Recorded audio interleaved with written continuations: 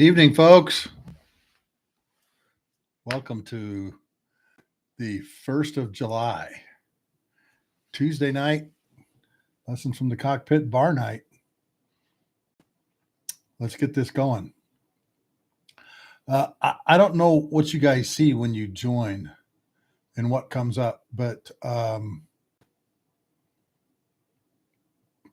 put a lot of stuff in the notes tonight, agenda tonight. I want to talk about the A-10. The A-10 Warthog, okay? And what kind of an airplane that is. Because as most of you have seen, we may not have it much longer. And I know that we've gone through this before, but this time it may be for real. Anyway, let's get the chat going. Grab an adult beverage of your choice. Sit down. Strap in. And let's begin. Lessons from the Cockpit, Tuesday night bar night. It is 7:02. You guys are late.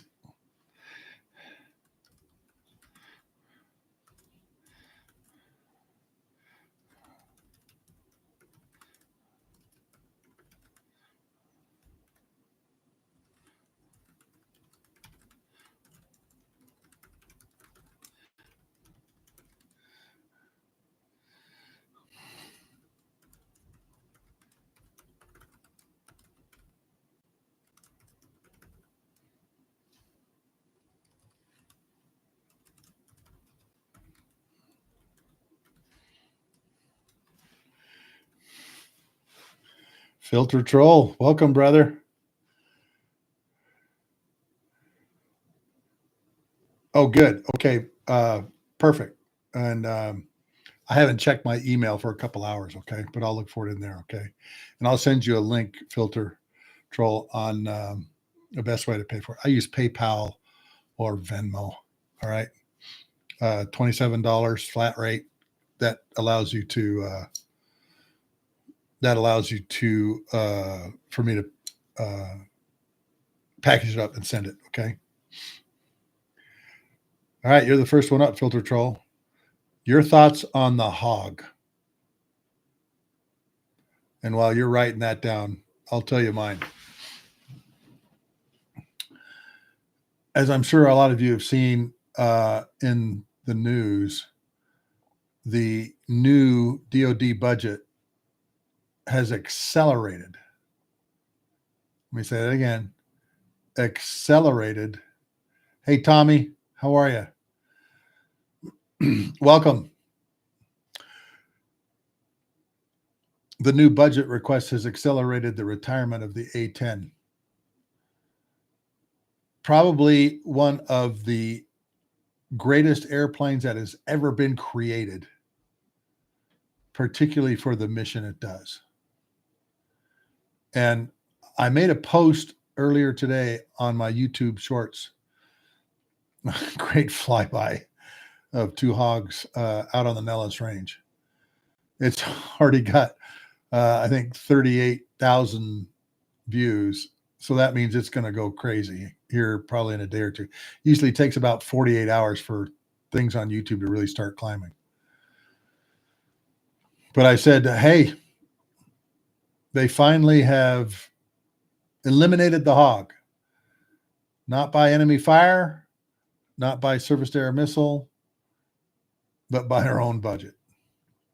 And of course, talking to some of my buddies that fly the Hawg, guys and gals who fly that airplane,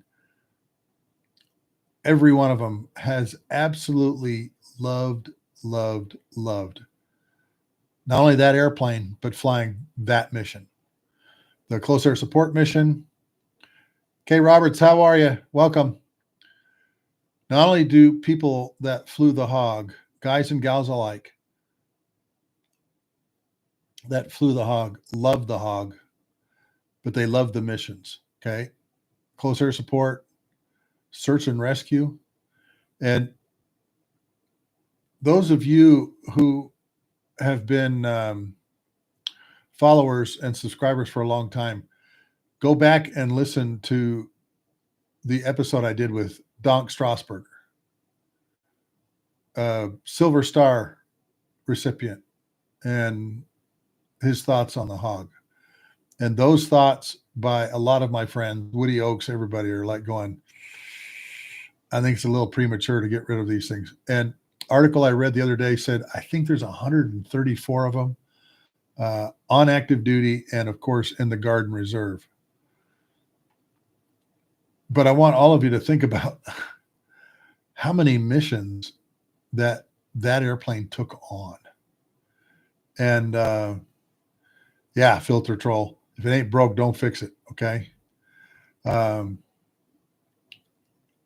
Filter troll, I agree with you. Focus on making more aircraft and improving on craft we have in service. I agree that eliminating the Hawg is a mistake. It's still effective. They should keep it. And one of the things that I'm told all of you is the wings are a major problem for the airplane. And they have taken the wings off of, if you go and look at Google Earth at Davis-Monthan, you'll notice that there's a lot of Hawg fuselages on barrels or pallets or whatever, and the wings are gone. I think Boeing had that contract to beef up the wings, because they came in the 1970s. The first Hogs flew, I think, at the end of the 70s. And it's literally an airplane built around a gun. And I'll tell you a story. And, I've read this in a couple of places, but I've never had somebody in the Hawg program just tell me outright if this story is true or not. But when they were doing the MCAS competition, there's the A-9 and the A-10. The A-9 lost, for a whole host of reasons. Some people still say it was the better airplane. But look at what the Hawg has done. But here's the story I was told. How many of you know the name Hans-Ulrich Rudel? German Stuka pilot. Hans-Ulrich Rudel is probably the greatest close air support attack pilot that you'll ever read about. And his book is called Stuka Pilot. He actually flew into one of our bases and gave himself up with his gunner and I think his maintenance guy in the back. He'd had a terrible wound, and I can't remember what it was from. Okay. Hey, Mick Jam, how are you? Mick Jam or Mike Jam? I'm going to say Mike Jam. Yeah. Destroyed 519 tanks. Okay. And he has the record, I think, for the most, not only destroyed, but beat up, blowed up beyond usefulness. And it was like 900. He's the only one that's been awarded a special version of the Knight's Cross of the Iron Cross. Eric Hartman, who shot down 352 planes, that's confirmed. 352 confirmed victories. Okay. Nobody's going to touch that. But he had swords, diamond, and gold oak leaves on his.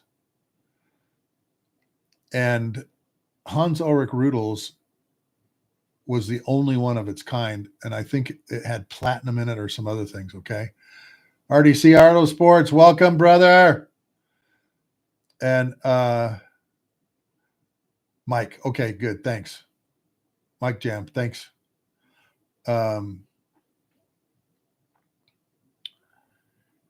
He sunk a Russian destroyer by basically sawing it in half. And you go read his exploits and read his book, okay? And he's very full of himself, okay?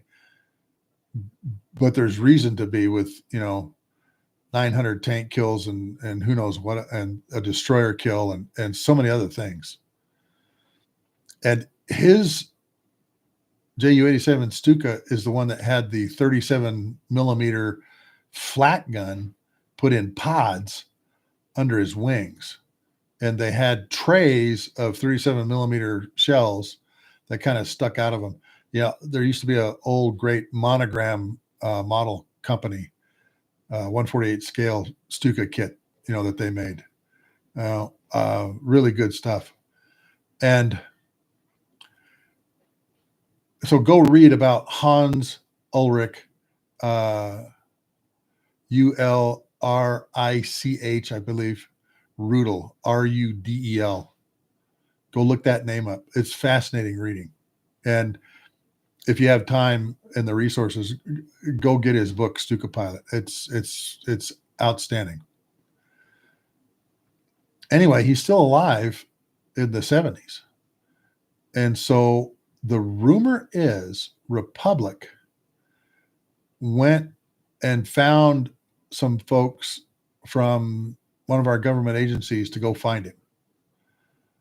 And they brought him back to the States, put him in a safe house. And for what I understand was a week, they asked him and had him walk through his, what they call kill chain. Find, fix, track, target, engage, assess. Find, fix, track, target, engage, assess. How did you find targets? How did you fix them? Find, fix, track them. How did you keep all of them in your head? Okay. And you got to remember, Kursk was one of the largest tank battles ever, which I think he was involved with. And then target these things. All right. Which one? How did you figure out your priorities? Find, fix, track, target, engage, with whatever weapons he had. And of course, they had 20 millimeter and then this 37 millimeter flat gun that in pods under the wings. And then how did you assess your success or fail rate? And walked them through all of this. And very interesting, what they came up with. And he told them, again, I've got this from several people who have told me this story, but I've never seen something published that says, yea, verily, this did happen. But Hans-Ulrich Rudel told them the A-10 was originally, and the A-9 was originally going to have the 20 millimeter Gatling gun in it, the basic gun that we had. And Rudel told him, no, you got to go 30 or higher. So they said, wow, we need to make, hey, Wayne, how you doing? Welcome back. Kay Roberts, welcome back also. Oh, man, do I got a great JSTARS story for you. Okay, Wayne, remind me as we go down. Sheldon,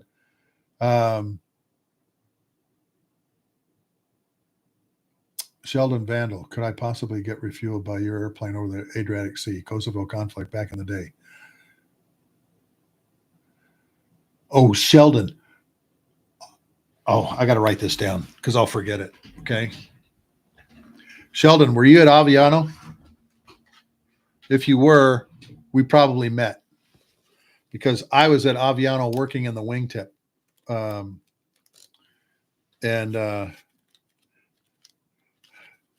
Sheldon, I want to tell everybody the story about the F-18, the Canadian F-18 with the hung bomb and the fish bomb mark on the side of the plane. Okay. Let me write this down.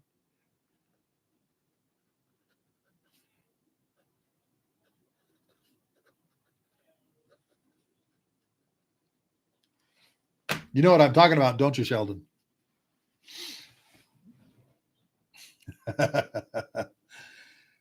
Anyway, back to Hans-Ulrich Rudel. Rudel says, no, you got to have 30 millimeter or better. And so the Avenger cannon was the outgrowth of that. Now,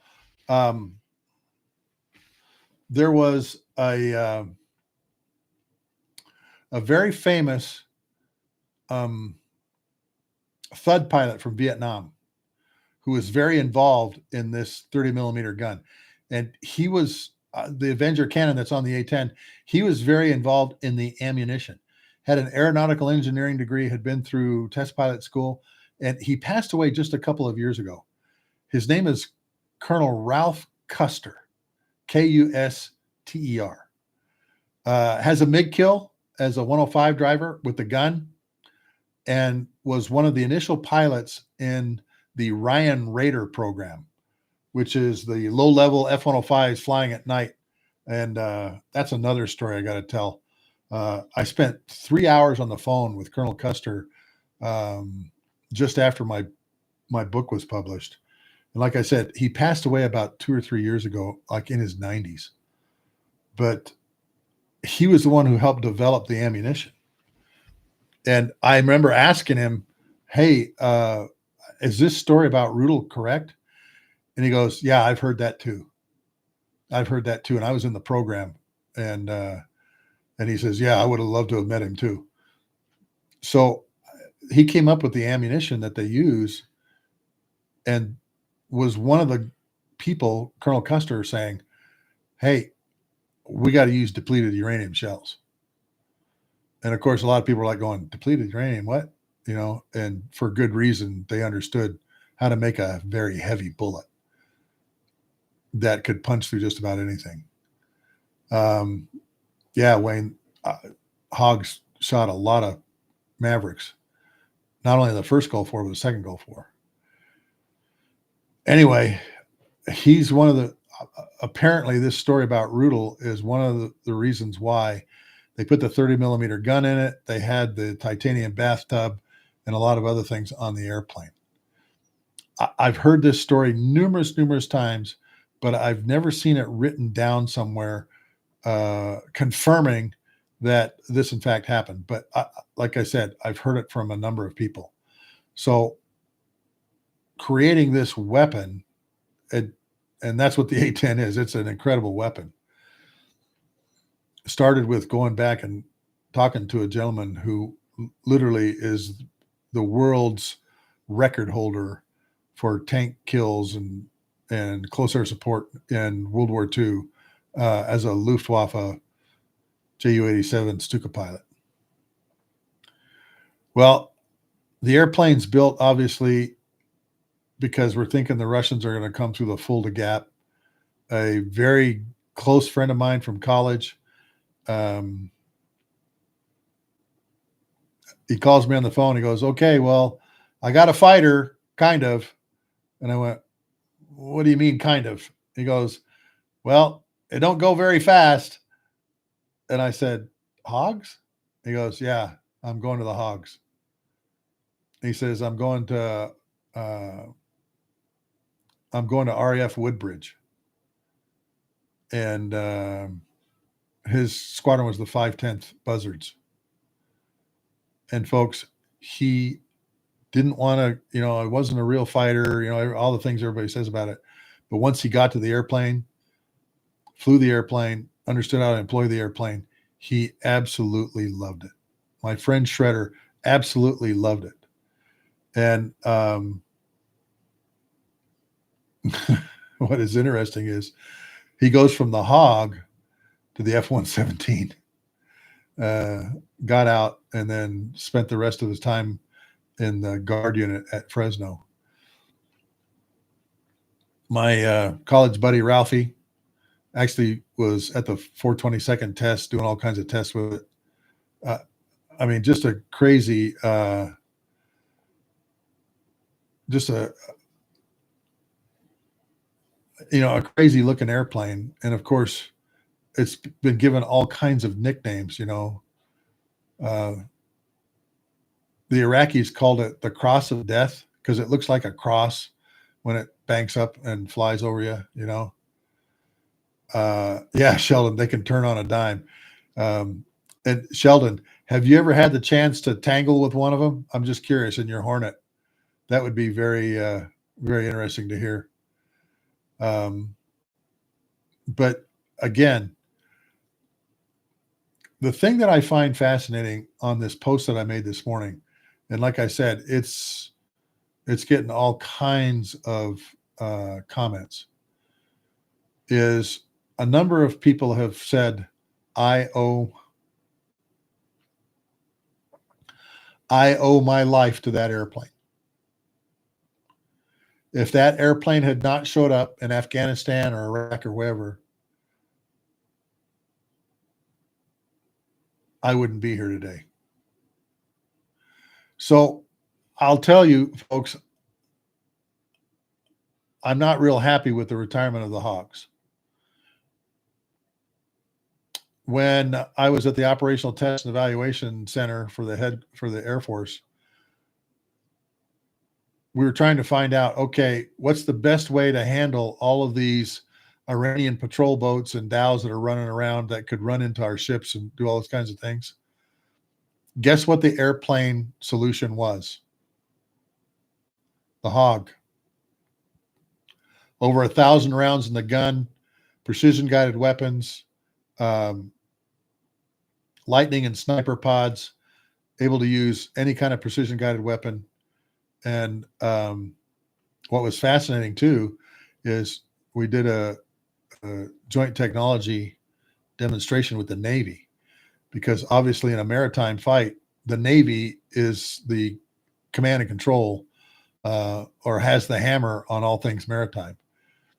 And they included some of that in a later joint test and demonstration.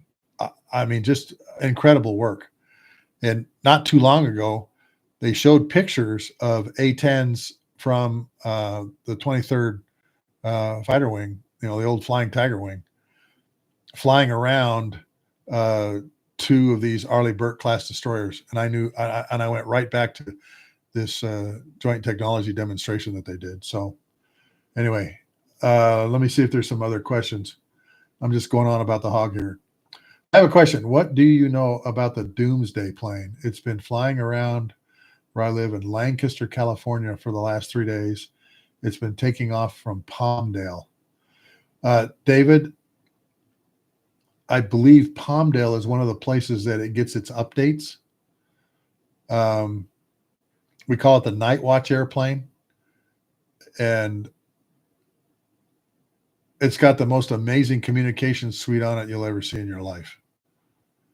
It's like a flying Wi-Fi router and all kinds of communications gear in it. And, obviously during national crisis, the president will fly on it like George W. Bush did on 9/11. And you can literally command anything from inside that airplane. It's based out of Offutt Air Force Base. It often deploys with the president. There was a number of times when I was stationed, David, in the Pacific, where the Night Watch was, it wasn't at Kadena because, again, it's got a nuclear role, a nuclear response role, and the Japanese, just, refused to have anything like that on their soil. So it was actually flying out of Guam, Anderson Air Force Base in Guam. It's air refuelable. I never got to refuel it. I know people that did. There's some great video out there. Matter of fact, David, what I'll do tonight is I'll find some good video on refueling the Night Watch, the E4B, and put it up as a short tonight. Okay, it's an amazing airplane. Been flying for a long time. Like the AWACS. Is there going to be a replacement for it soon? I don't know. We'll see. But yeah, just a freaking amazing airplane. So K. Roberts, the story I got from an old Colonel Fulcher in Desert Storm was the A-10s were still marking their targets with manually dropped chem lights and dismount nods. A leap from the capability they gave me. Yeah. They were also using 2.75 rockets to mark things too. That's some of the pods that they put out on the pylons. And K. Roberts, think about this, man. Now we've got laser guided 2.75 rockets. All right. I think they call them Falco missiles or something like that. And that's what they're using to knock drones down with. Man, you're right. Have we come a long way?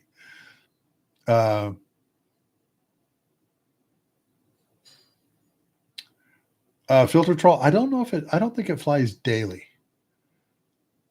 I know it has training missions. What kind of a training mission do you fly when you're the world's airplane that can launch, nuclear weapons from across the United States, which is why I guess they call it the Doomsday plane. K. Roberts, fixed wing cast capability is still needed for higher altitudes. Rotary can't support. Absolutely agree with you. Absolutely agree with you. Tired of the Hogs, lack of concern for ground troop safety. And filter troll, I think that's one of the things everybody's looking at is like, okay, so who's taking over this mission? F-35s? F-15Es? Hornets? Those are fast jets.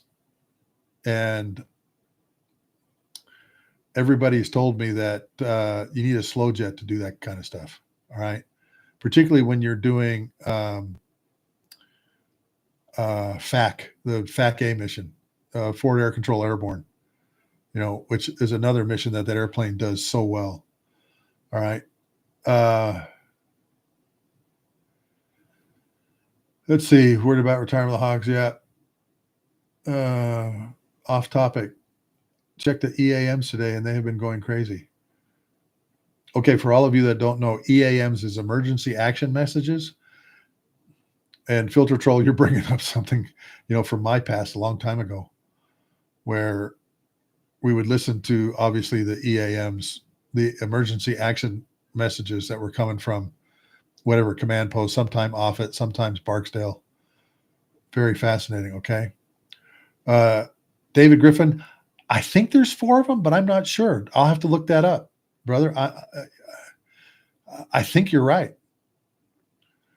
Let me just go back here. Jason, welcome back. Jason Elser, welcome back.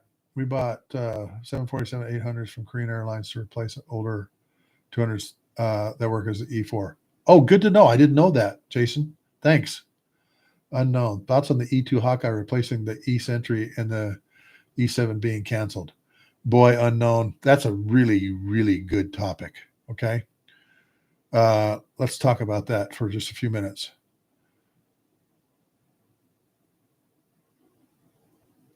Here's my thoughts and unknown. Let me give you an example. Okay. I don't think the E2 Hawkeye is the right choice. And it's too slow. It's prop driven. And here's the example I want to give you. Back during the Cold War, 80s and into the 90s, and even to an extent now, particularly at, what's the name of the base? Oh, Keflavik Air Base in Iceland was a dual use base because it was Navy P3s and of course F-15s, the 57th Fighter Squadron up there, Fighter Interceptor Squadron, Fighter Squadron, when they were flying F-15s, F-4s, F-102s. I mean, all kinds of airplanes have been there. Whenever there was a Bear bomber intercept or some intercept of some kind of bombers that were leaving Murmansk, flying through the UK, Iceland, Greenland gap, okay, they would launch F-15s, sometimes 2 tankers, one for the AWACS, one for the F-15s, and the E3 as a package. An E2 Hawkeye is not going to keep up. It's a fantastic airplane. Don't get me wrong. Okay. But you need something jet powered, in my opinion. And the wedge tail, the E7 that you're talking about, is unknown, a great airplane. The Aussies love it. The Aussies love that thing. But in order for us to launch a package, an air superiority package, like we did at Kadena, that airborne warning and control system airplane had to be jet powered. Oh, another example, and I mentioned this the other day.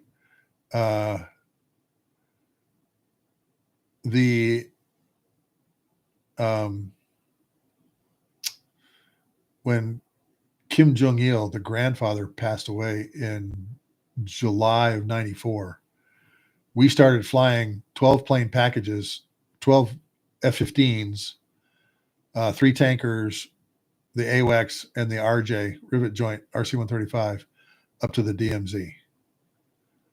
The E-2 Hawkeye, because of its speed, that means you have to launch it way early. And launching that airplane early means a signature, meaning you're kind of telegraphing your punch, in my opinion, unknown. Does that make sense? Unknown. So the Sentry is old airplane. They've got a lot of miles on them, a lot of miles. Okay. The global war on terrorism put like 26 years of flying life on the F-16 community, the F-15E community, AWACS community, the JSTARS community, and JSTARS story.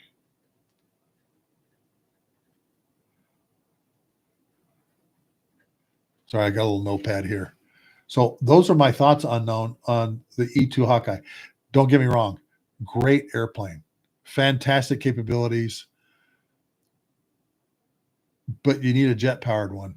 You need a jet-powered airborne warning and control airplane, because they just can't keep pace with the fighter jets, particularly when you have an air-to-air, an air threat that you're going to launch a package for.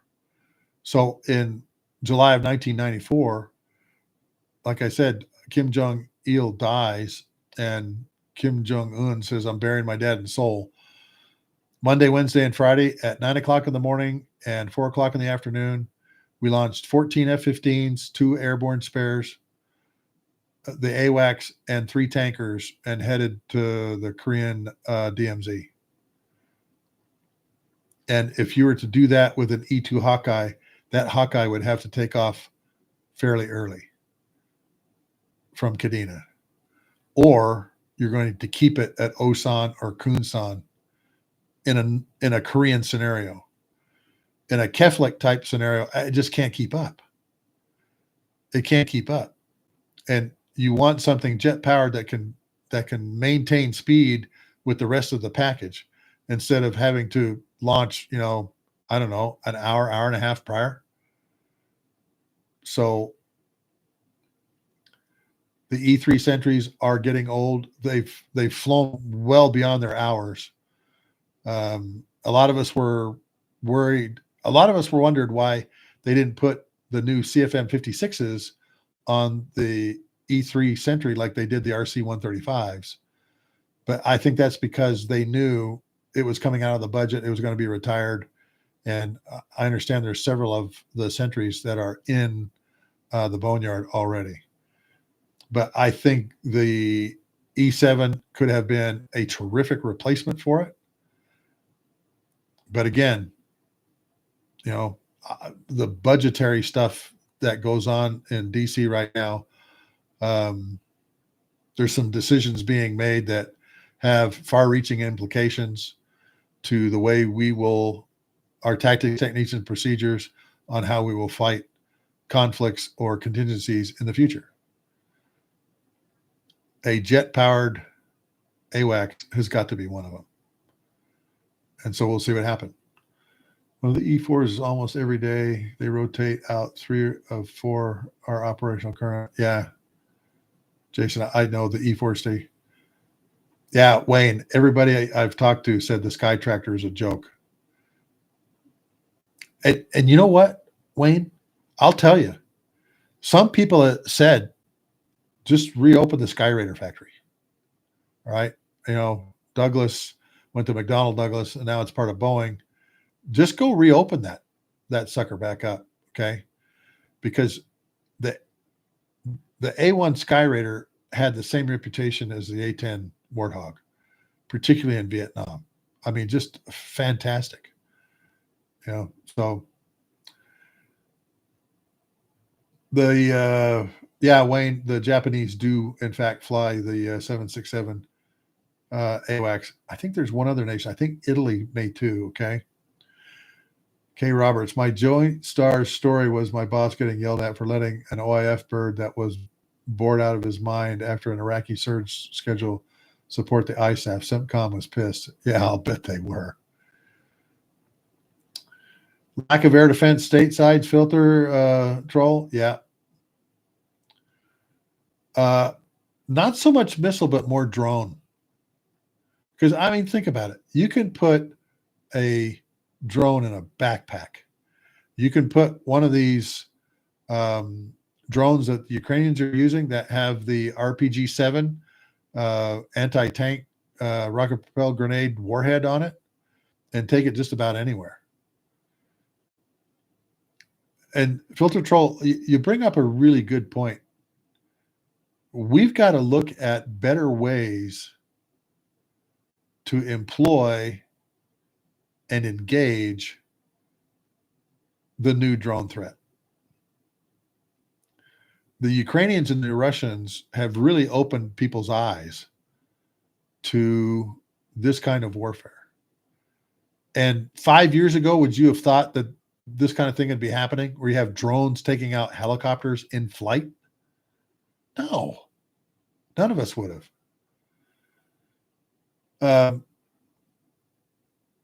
Particularly at the southern border, Filter Troll, yeah, one missile from the south would cause devastation. Exactly.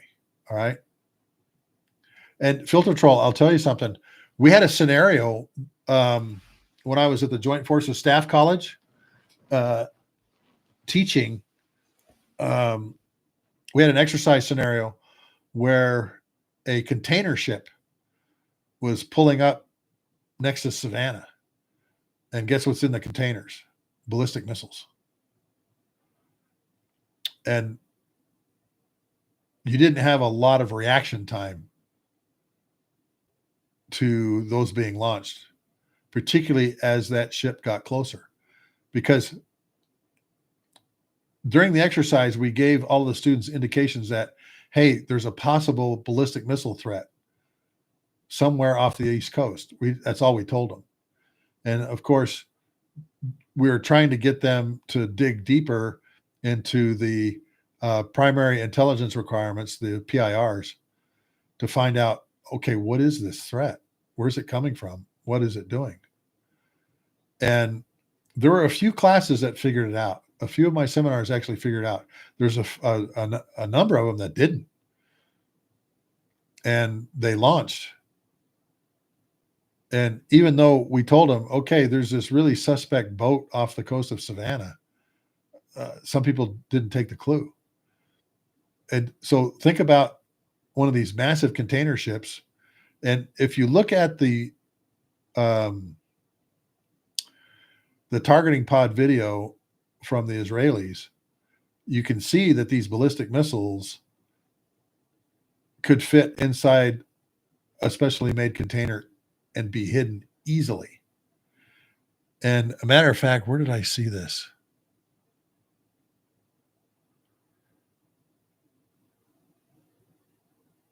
It's the new joint standoff missile is in containers, and it has like a hydraulic lift that basically brings it up out of the container and points it in the right direction.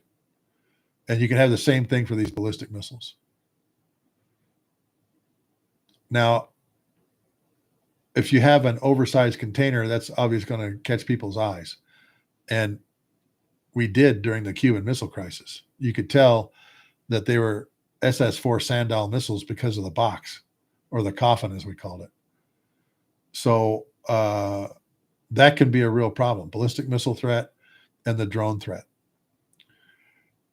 Think how many drones some ship gets into one of our harbors: Long Beach, Savannah, Charleston. and does something like that tractor trailer that pulled up alongside the base, like clear out in Siberia, and just launched a bunch of drones and took out a bunch of Russian bombers or C-17s or fighters. Same thing down in Louisiana, Barksdale Air Force Base, a bunch of these things flying around. This is going to be a real problem, folks. This drone warfare thing is going to be a real problem. And fortunately, there's some people that are looking at this very closely, like Palmer Luckey at Anduril is looking at this real close, anti-drone drones and how you feel with them, okay? Let me go here. Yeah, you're actually right, Filter Troll. Saab's Global Eye, Airborne Early Warning and Control system is great. They could have chosen that as a replacement. Okay, so is that the Saab turboprop airplane that you're talking about, unknown? Let's see. Jason says, I track military aircraft. I have records going back over 2 years. I can tell you where any RC is in the fleet.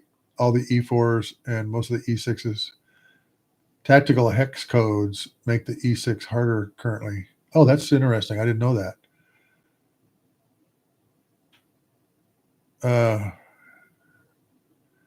Missiles from Iran to Israel, from Mexico to LA, it would take a fraction of that time. Yeah, you're absolutely right, Filter Troll. Mike Jam, any thoughts about future missions having less troops on the ground to warrant the A-10 retirement? Mike Jam, the only thing I can think of is robotics. Robotics, I mean, it's like a scene right out of the Star Wars movie, where they have all of the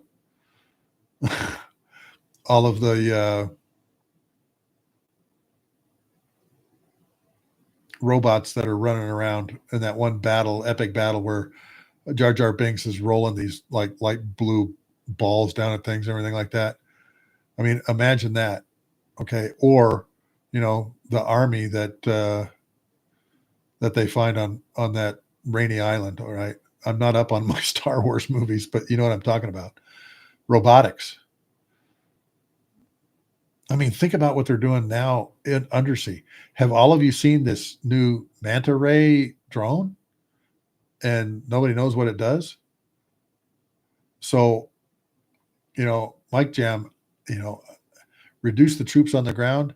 If they can do that with a low cost type of robot or drone, I would say yes.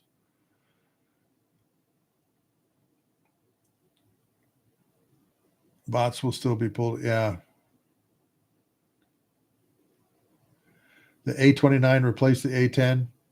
I heard it's also being considered. Yeah, I've heard it's being considered. Okay. But, it's like several of us have said, don't fix what ain't broke. There's over 600 Hogs made or something like that. I mean, it was just an incredible airplane, and the guys and gals that fly that thing just love it, just absolutely love it. Yeah, the bots need fuel too. Yeah, unknown. I knew that. I just saw a drawing of it the other day. As a matter of fact, it's one of my drawings that I have in my wall pilot stash. Robots versus robot. I wonder what that would look like in regards to attrition. Low cost robots is key. Humans are pretty cheap, unfortunately. Yeah, high price. Okay, let me get to a couple of stories here. Okay, David Griffin, or who was it? The Canadian. Stationed at Aviano. This is a great story. And hopefully you can confirm this for me.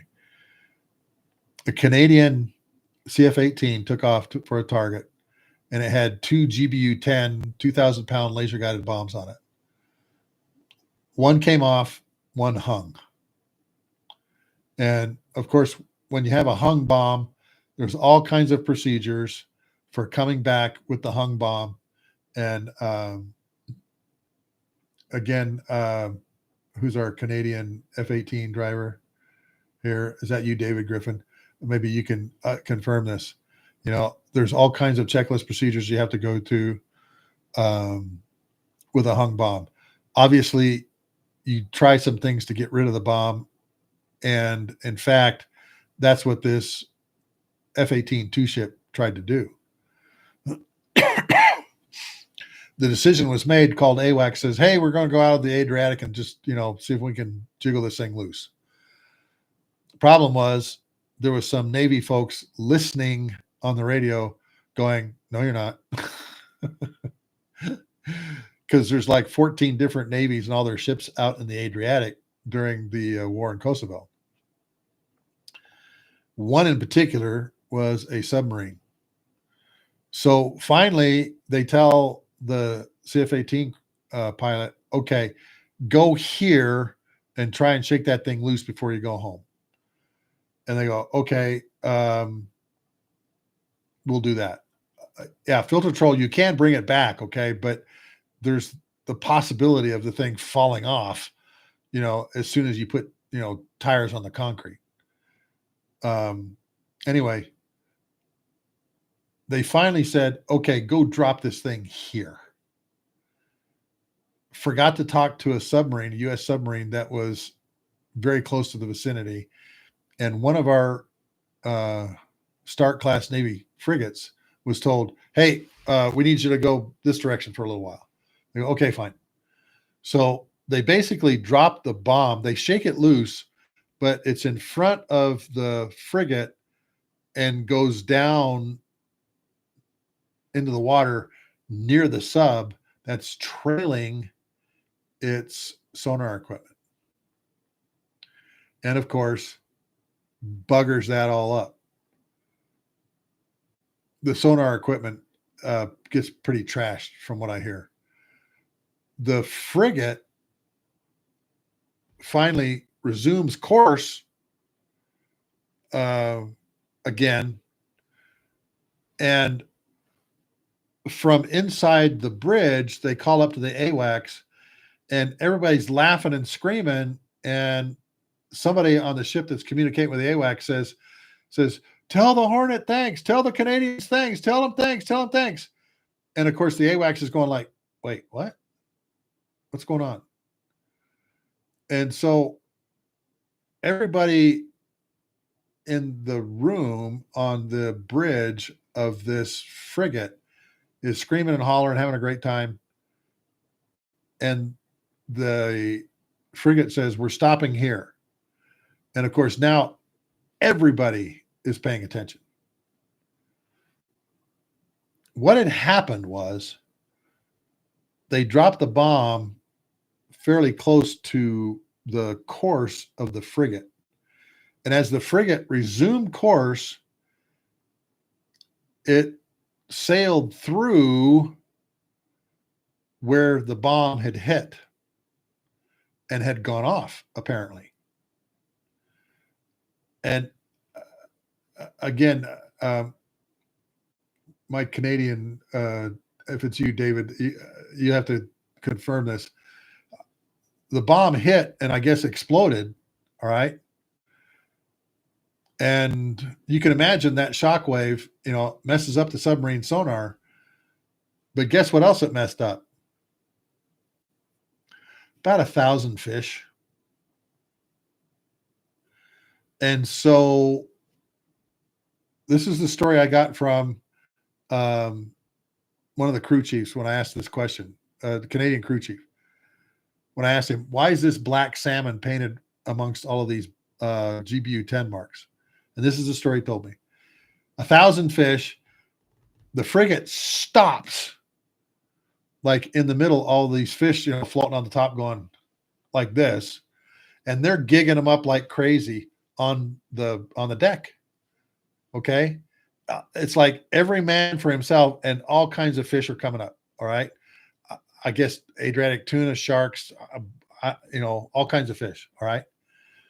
And of course, other ships around them are now hearing what's going on, and they want to be a part of this or get some of the fish. And there's plenty of fish for everyone. So the ship's chef have this fantastic fish meal for the crew of this U.S. Navy frigate, and I guess some other ships that they handed some of this stuff off. All right. And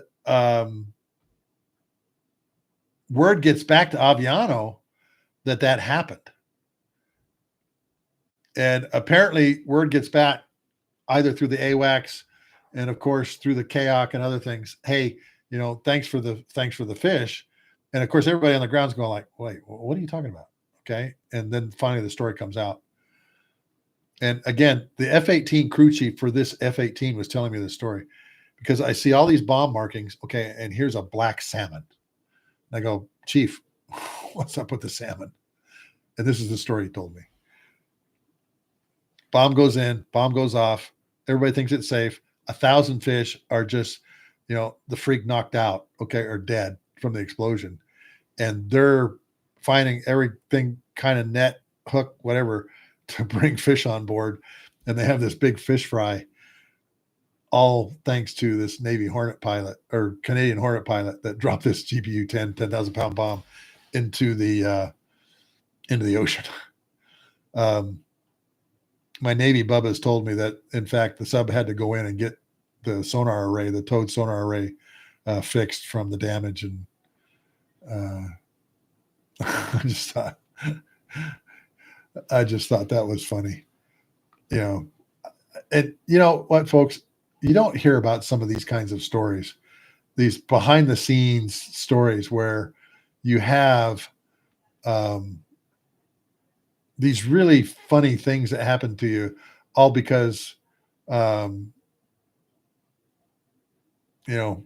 somebody dropped a bomb in the ocean, and there's this whole thing about don't drop it here, don't drop it here, don't drop it here, and then finally they find a place to drop it, and fish come up. So Sheldon, I don't know if you know that story, I've heard that, or can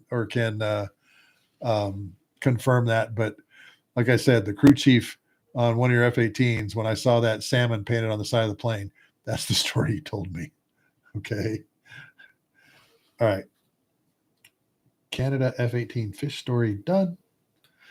JSTARS. All of the JSTARS are now in the boneyard. And that's, I think, another airplane that we're going to regret putting away. I have been personally involved with, obviously, the JSTARS from the refueling aspect, but from another aspect. During the Second Gulf War, the Joint Surveillance Target Attack Radar liaison desk was right next to the tanker desk. So our desks kind of sat this way. There was like a pathway here, and then here was their desk right here. And I'll never forget, prior to the war starting, General Mosley said, okay, everybody's going to get up and give an in-depth briefing on what your platform does. I want everybody in here to understand how all the pieces of the puzzle fit together. All right. My tanker guy, who missed his calling as a stand-up comedian, gave the tanker brief on the KC-10, the KC-135, and he called it the chocolate bunny full of fuel brief. And I'll get into that here in a few minutes. Funniest briefing I've ever heard. And of course, it's coming from, excuse me just a second here.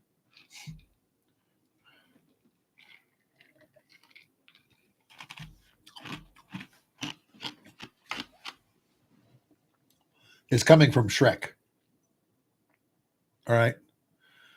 That was his call sign, because he looked a lot like the Shrek in the movie. But he also had another name, call sign Peaches, for a long time. His first name was Herb, Peaches and Herb. Anyway, the JSTARS desk was right there, and you can actually see their monitors, fairly big screen monitors from the tanker desk. And of course, it's data linking, it's moving target indicator picture, it's ground picture, all those kinds of things to that desk. And they could bring it up on the screen every once in a while. But you had what was called a common operating picture, where their feed was part of this big, huge common operating picture, or COP, on a 40-foot by 40-foot wall with a projector that was putting on there. So the night before the Friday opening of Shock and Awe, no, wait a minute, 2 nights. So this is Wednesday night. This is the same night the F-117s did door farms, was the soft infill. So all of the special forces are going in, SEAL teams, Ranger teams, Delta Force, everybody is going in, all right? And whenever the JSTARS detected something moving on the ground that might be a potential target, it was an upside down yellow triangle, meaning this is a potential target. When it was confirmed as a target, it turned right side up and went red. And so we had, I think, 2 JSTARS flying east and west that were data linking all of their information down to this desk through data link and link 16. And we could see it on the monitors. And I'll never forget, they put that up on the big 40 by 40 foot board, and it was just freaking amazing seeing all the things that it was detecting, all the trucks, all the mobile missiles, everything. It was getting it all. And what was really fabulous was a lot of those upside down yellow triangles were turning right side up and red, meaning they're confirmed targets. And of course, we went and put the hurt on them. The most amazing thing that I've ever seen, though, was during the sandstorm and the JSTARS picture. The JSTARS is flying up high enough that that kind of weather isn't affecting it. Of course, it does when it takes off and does when it lands, but it was flying out of Prince Sultan, and the 75 mile an hour winds were literally right down the runway, or maybe like 10 degrees off. So we could still take off. In the sandstorm, the visibility was the problem, and certain airplanes couldn't take off. Certain wingmen couldn't take off because of their category where weather was concerned. But the JSTARS was able to take off with the AWACS, with most of the tankers, some of the F-16s, some of the F-15s, the Tornadoes, all were able to get off. When they got up there in that sandstorm, it was one of the most amazing things I'd ever seen, because Saddam and some of his generals figured, okay, sandstorm, less than 100-meter visibility, 75 mile an hour, blowing sand and dust, we got him on the run. And as most of you saw, our forces just kind of hunkered down and waited for it to go by. And it shows all of these soldiers and special forces guys all hunkered down in foxholes, just kind of waiting out the storm. My roommate was the chief of weather for 9th Air Force, and he came in about 8 o'clock. I went into work from noon to midnight, and he told me he's a big bodybuilder, and so, you can imagine, big chest, big shoulders, big legs, everything, little itty bitty head. We called him Fred Head. And he's told me, he says, Sluggo, get out all your sand gear. We're about to get a royal butt whooping from the weather. And I go, what do you mean? He says, one of those shamals is coming through. All right. Later on tonight, it's going to start howling. By tomorrow morning, we're going to have 75 mile an hour blowing sand and dust. And Sluggo, it will get in every crevice. Okay. Every crevice, unless you have it covered up. And he was right. Okay. I had sand in my nose and my butt crack everywhere. But the war had to go on because we had forces on the ground that needed help. Well, back to Saddam, he figures, well, they're on my turf now with my weather conditions. And he sends like a whole division down this highway out of Baghdad. And it's a long convoy. And he doesn't think we see it. But of course, the moving target indicator radar in the canoe under the JSTARS sees everything. If it's moving more than a certain miles per hour, it sees it. And I still have the video of the commercial that the JSTARS folks made about this. And we see all of this big, huge convoy coming out, and it's going by some of our special forces folks. So guess what? Those upside down yellow triangles are turning right side up in red, meaning they are coordinated targets that have been identified that we can strike. And the coordinates for those right side up in red triangles are mensurated that you can send to an F-15E or F-16, and you can drop JDAMs on it. So an F-15E 4-ship takes off out of Al Udeid, goes up there, and of course we can't use laser guided weapons. You have to use satellite guided weapons because the JDAM doesn't care about the wind. It will tell you, you need to drop me on this line at this heading at this point, okay, and set your weapons release system up so that it does that. And once you get in that basket, the bombs come off. So the 4-ship of Strike Eagles was loaded with 4 GBU-31 2,000-pound JDAMs in a 4-ship, 16 bombs. They came up to the front of the convoy above the sandstorm. And of course, all the weapons came off like they were supposed to. And again, JDAMs don't care about sandstorms. They just go to the lat long and altitude that they are told to go to in their little mini brain. Well, guess what? The 16 bombs takes out like 72 vehicles. The first airplane across obviously takes out the first vehicles, and they just literally start dropping bombs all the way up the highway. And it's a mess because they're all destroyed. They're 2,000-pound bombs. I mean, we hit tanks with 500-pound bombs and it blows them to pieces. You can imagine, getting rolled over by a 2,000-pound bomb. But on their monitors, we can see all of these vehicles marching down this highway, Highway 8, I think it was, because Saddam and his generals don't realize that we're watching them. And we're coordinating the JSTARS picture with the bone, because the bone's radar also has a moving target indicator radar in it, as does the U-2 spy plane. A version of the U-2 spy plane it's called A-SARS. It's the one with the long nose, okay? And that's a side-looking synthetic aperture radar that picks all this stuff up, all right? Michelle, welcome. I have your answer on tanks, Michelle. Anyway, back to this story.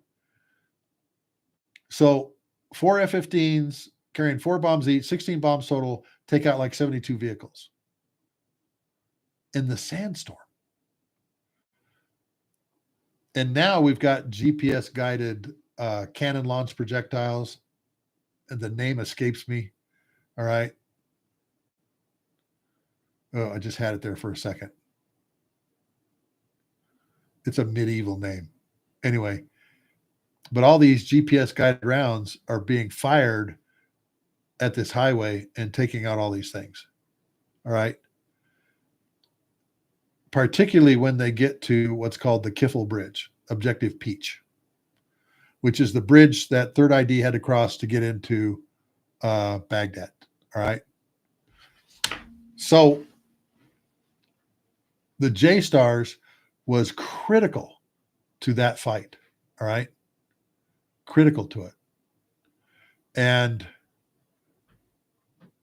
there's one other fight that the JSTARS was critical to. IEDs. Like I said, somewhere I've got that video. I'll have to break that video out and make a short about that, where it shows all these vehicles coming down the road. All right. It's on a DVD I've got somewhere.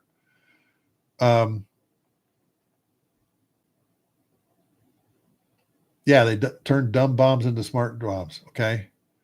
I think the version of the U2 is called the Senior Span or the Senior Spur.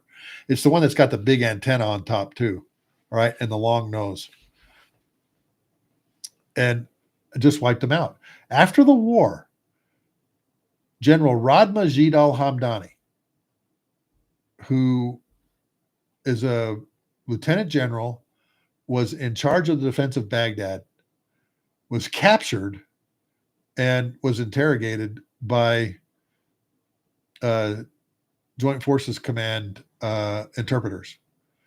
And he's typical soldier, I want to get our story out. And so he sat down with JFCOM interpreters and military folks.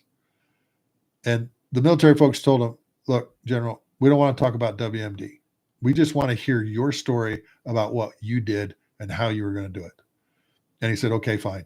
And he spent 27 hours talking to these folks and basically debriefing them on here was how we pictured the fight. And one of the questions he asked was, during the sandstorm, how in the world did you wipe us out? And so they brought in this video from the JSTARS, from the B1s, and from the U2 senior span and showed him, General, even though we couldn't see 100 meters, less than 100 meters in that sandstorm, these radars don't care. Synthetic aperture radars we saw with moving target indicators, we were able to pick you out real easy. All right. And with GPS guided weapons, we could pinpoint you as every one of these turned right side up in red and start dropping on you. All right. Now, that's when General al-Hamdani said, I have fought on the Golan Heights during the 1967 war as a brand new lieutenant. I have fought in the Iran-Iraq war of the 80s. I have gone to England and have gone to the best schools, military schools at Sandhurst that there is. Never in my life have I seen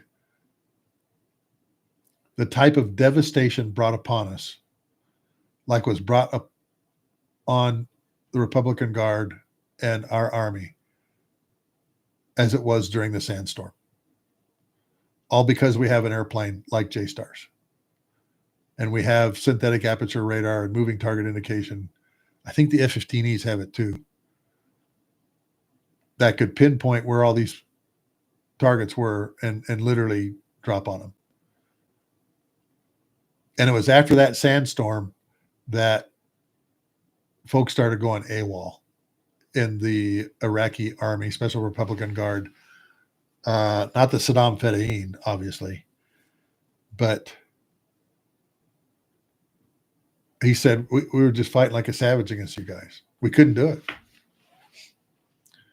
And General Mosley made the statement based on a comment that General al-Hamdani made.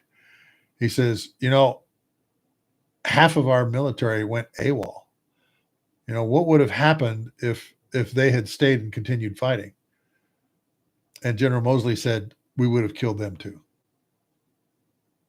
We would have. We're glad that your people went home and just hunkered down. All right, one more, okay? Actually, let me answer Michelle's question. You had a question last Thursday. What's that big lump bump in the middle of the tank barrels? I asked my tank friend over the weekend. It is called the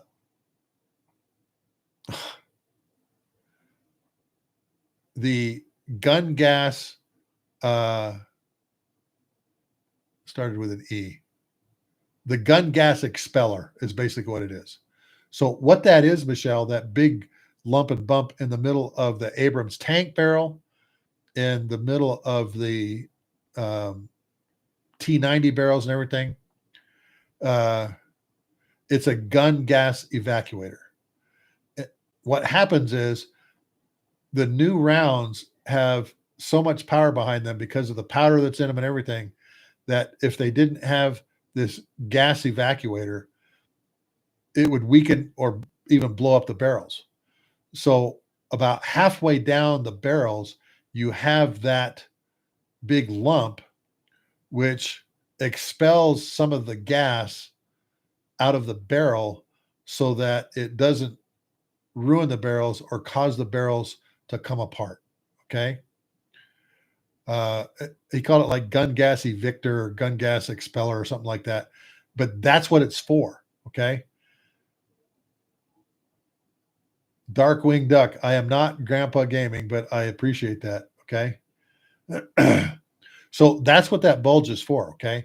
It is a means for relieving the pressure and the gas that's inside the barrel as the round is being fired.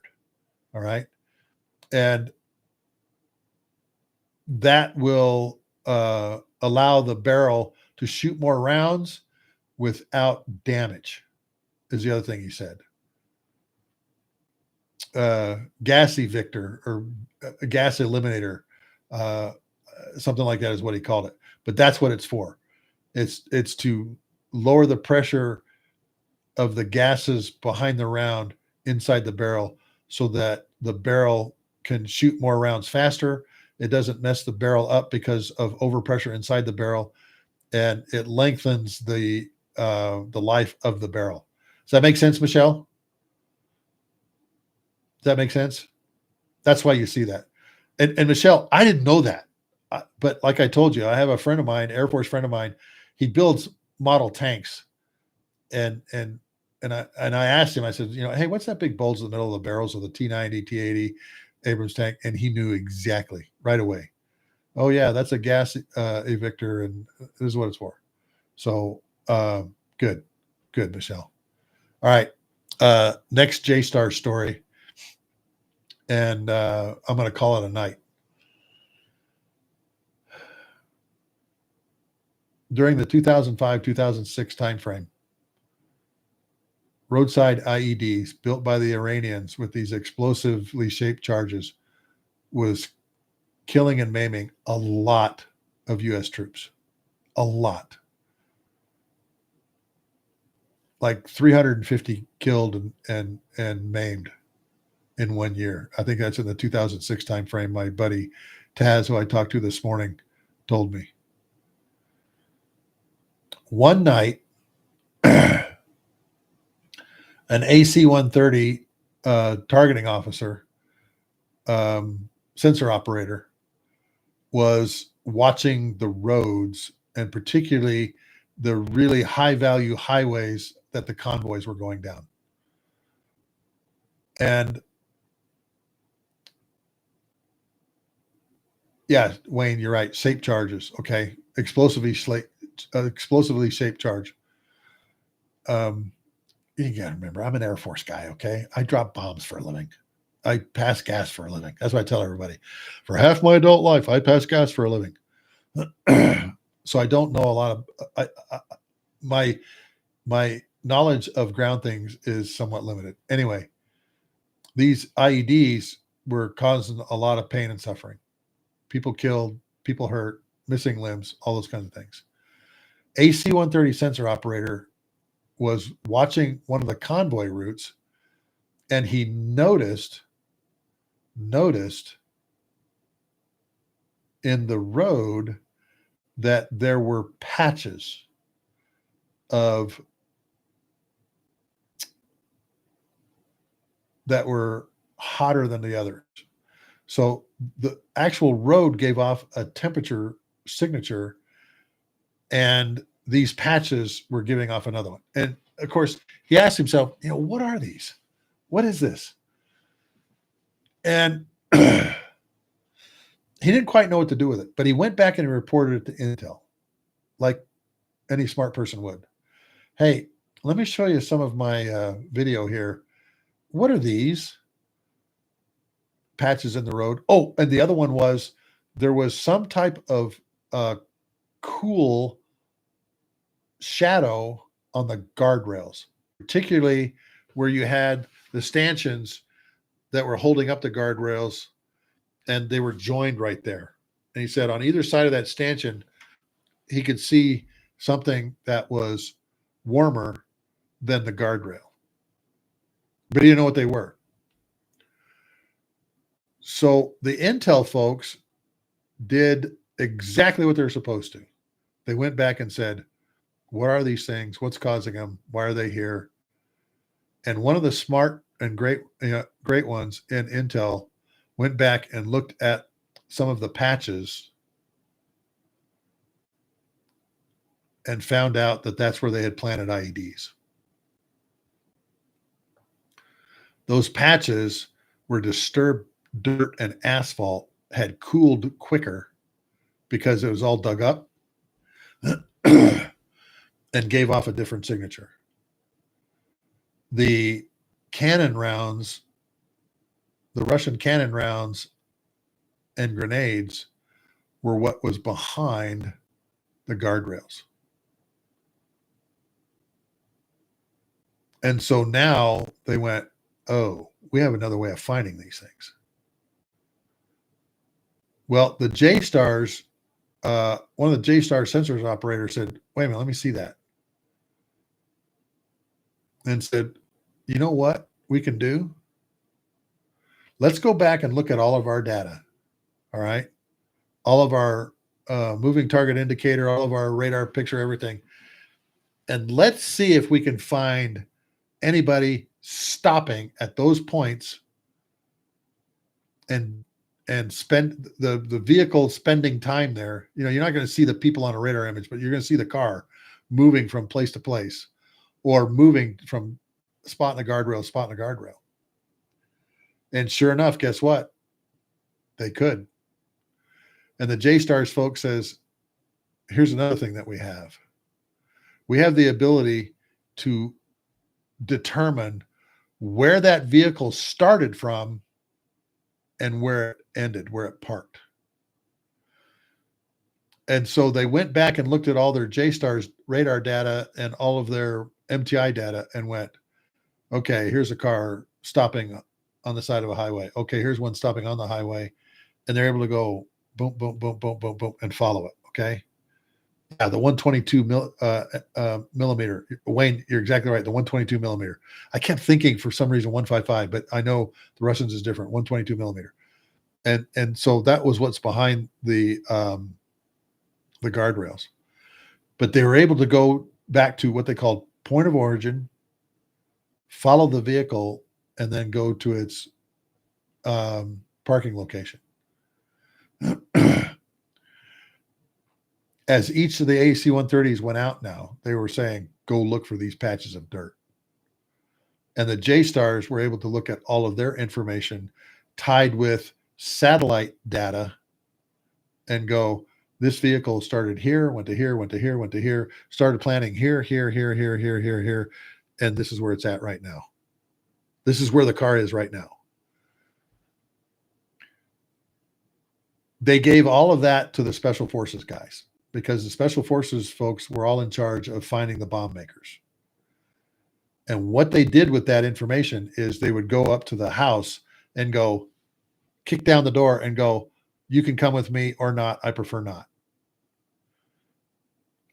And the roadside bombs, IEDs, numbers dropped considerably.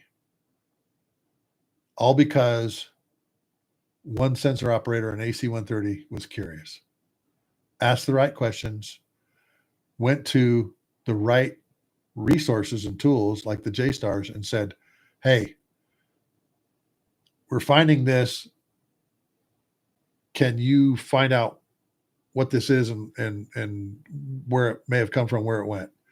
And when they figured out that these were these roadside bombers and IED planters and bomb makers and bomb manufacturing spots, the special forces would go to the place and go, all right, give up now. All right. Sometimes they didn't.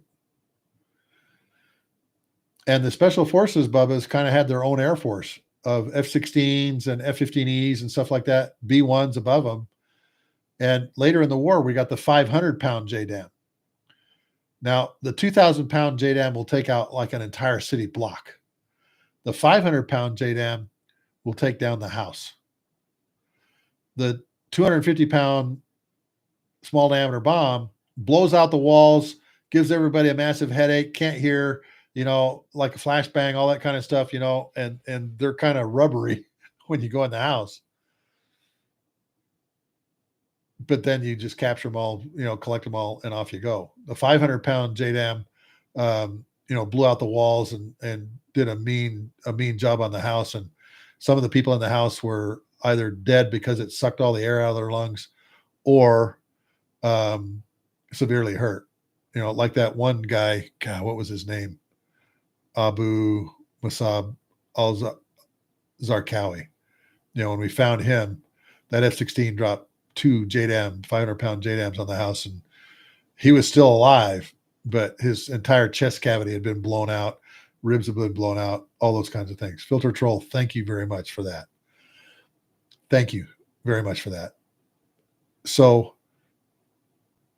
the Americans, we do a lot of things with technology, but you know what?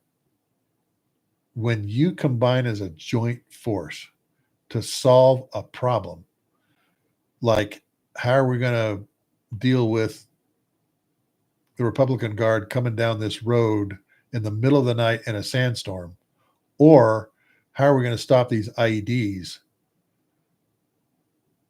And you get curious people on your team that are going, what is causing this? And what is this thing that I'm looking at? Then you can solve some great problems. Dirty Jersey, thank you. That GBU 57 video was pretty crazy, wasn't it? JMS, no, JDAM comes in 3 sizes.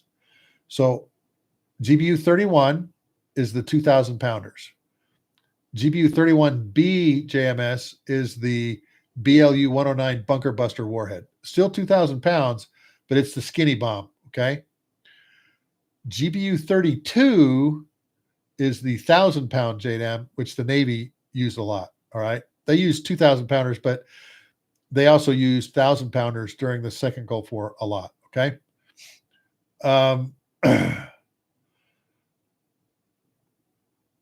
The GBU 38 is the 500-pound JDAM. And I think now it's GBU 53. Thanks, Wayne. GBU 53 is it's called laser JDAM. It's got a laser nose on it that can seek laser designation, and it's GPS guided also. So it makes it into a very, very versatile weapon with laser and satellite guided, okay? Because like in this windstorm, 75 mile an hour, blowing sand and dust, can't see, 100 yards, then you're not going to use the laser because you can't fire through it. But the GPS doesn't care about the sandstorm. It's going to go where you tell it to every time because it's going to compensate for the winds. Obviously, it doesn't care about the visibility and does its thing. You can't fire the laser through the sand, as you can imagine. So those are all great stories that I've been told from being in the Combined Air and Space Operations Center, which is basically the brains of the air campaign, is run from these Combined Air and Space Operations Center. It's the operations center that runs the air campaign, okay? Real-time comms between forces is a game changer. Sending ground force firsthand, track radioactive materials with drones and equipment now. Yeah, there's a lot of that going on. And Dirty Jersey, we have an airplane that does that too. Go look up WC, Whiskey Charlie 135. And the name of the program is called Distant Phoenix. And what it does is collects air samples to find out, is there any radioactivity in the air particles? All right. Hey, JMS, you just reminded me of something. And again, I was talking to this friend of mine today where relationships are extremely important. And a lot of times you don't have those relationships. You have to build them. All right. And unknown, JDAM's been being jammed by Russians. You know, I've heard that, but I've heard too that now the anti-jamming mode in the satellite guidance system is top notch, and they're going where they want. Anyway, this good friend of mine was the strategy on the strategy team for the Surge, 2008 or 2007 through 2008, and he had some amazing stories. And when you have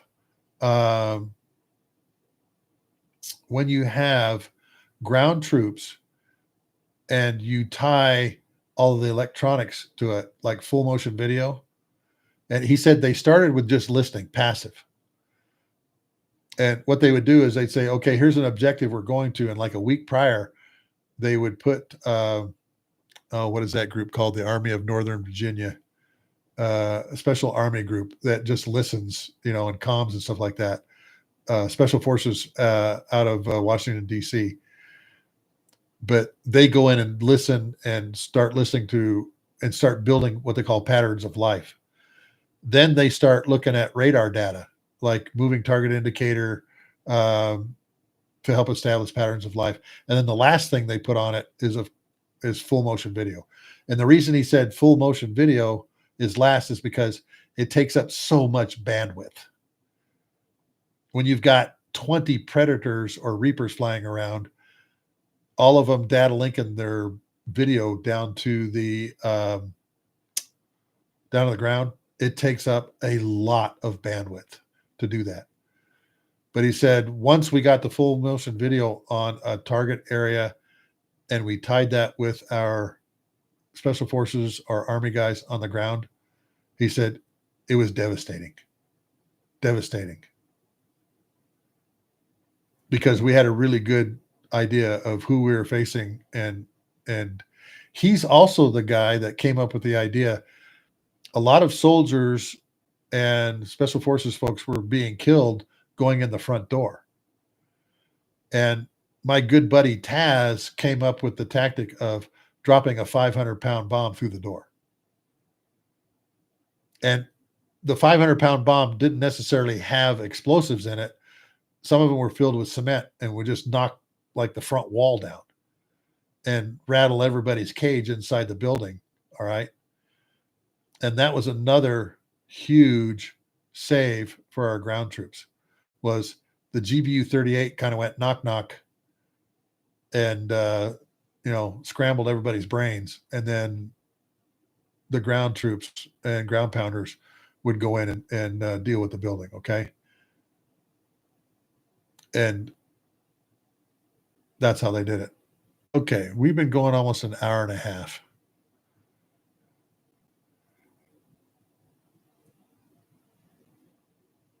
Andrew, how did you know I was in the 97th Air Refueling Squadron?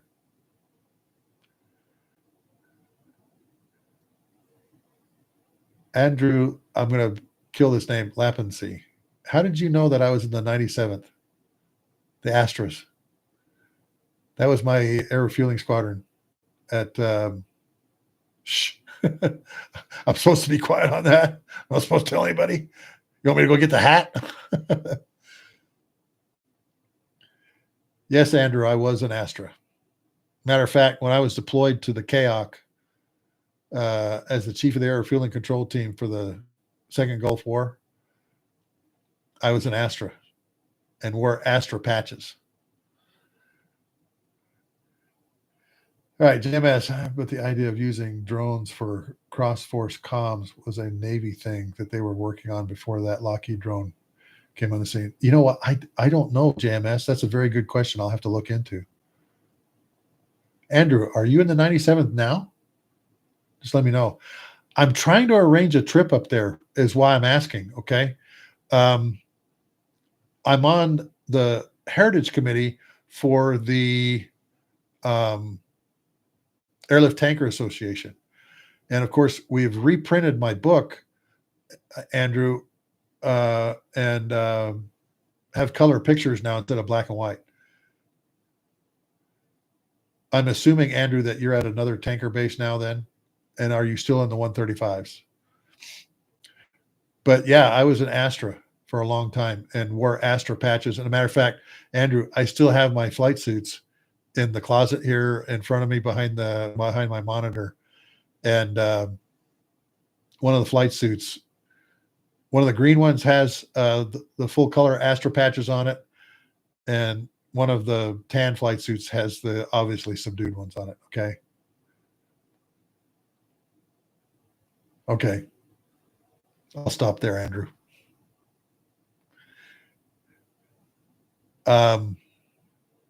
Folks, we've been going for an hour and a half. And I'm going to stop here.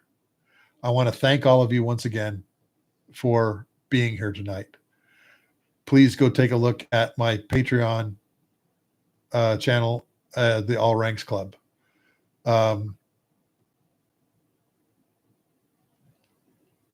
I do not remember the green ramp 94.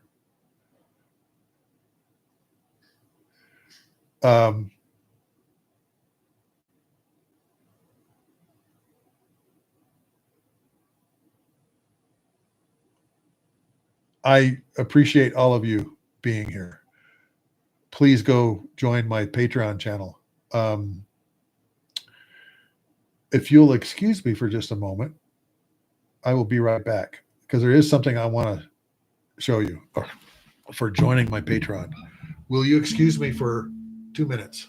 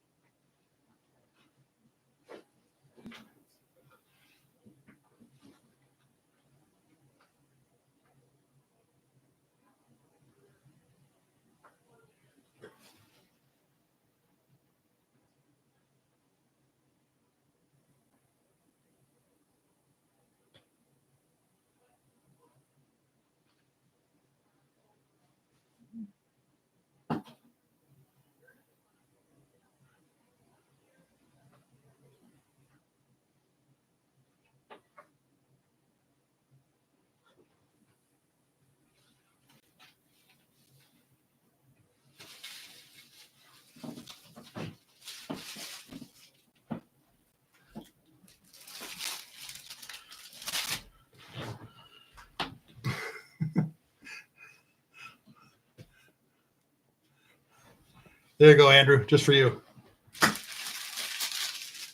My Astra hat. Hey, I just want to show you some of these stickers that we have.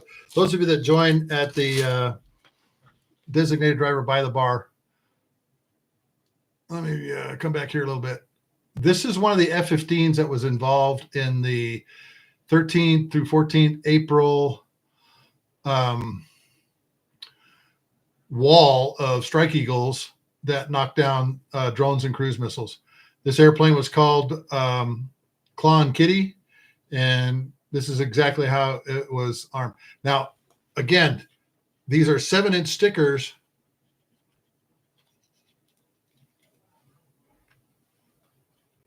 that peel off. Okay. And you can stick them to things like your computer, water bottle. I should have brought a water bottle up. I didn't. And the best thing about it, they're dishwasher proof. They will not come off in the dishwasher. I've had several of these on my water bottles for a long time now, and they don't come off in the dishwasher, okay? One of my all-time favorite airplanes, man, is Tomcats. And the gentleman in the back seat of this was a good friend of mine, Suds.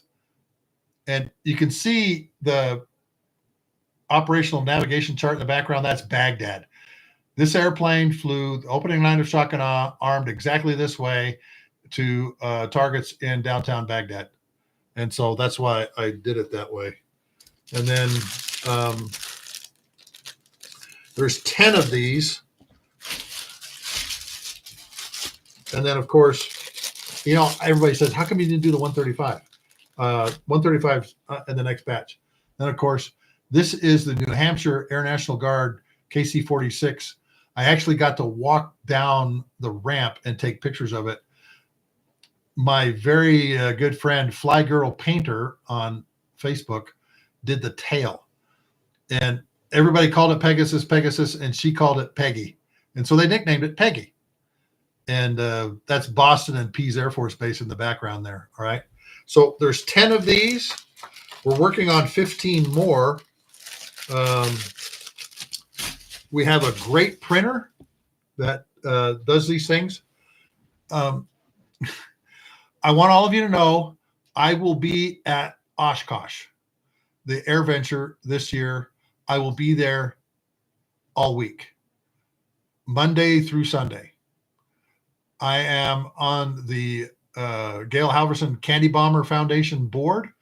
That's who I'm going with. I will have some of my books with me. I will have some of these with me too. So if you're going to Oshkosh, we will be in booth 4109, or just remember Hangar D.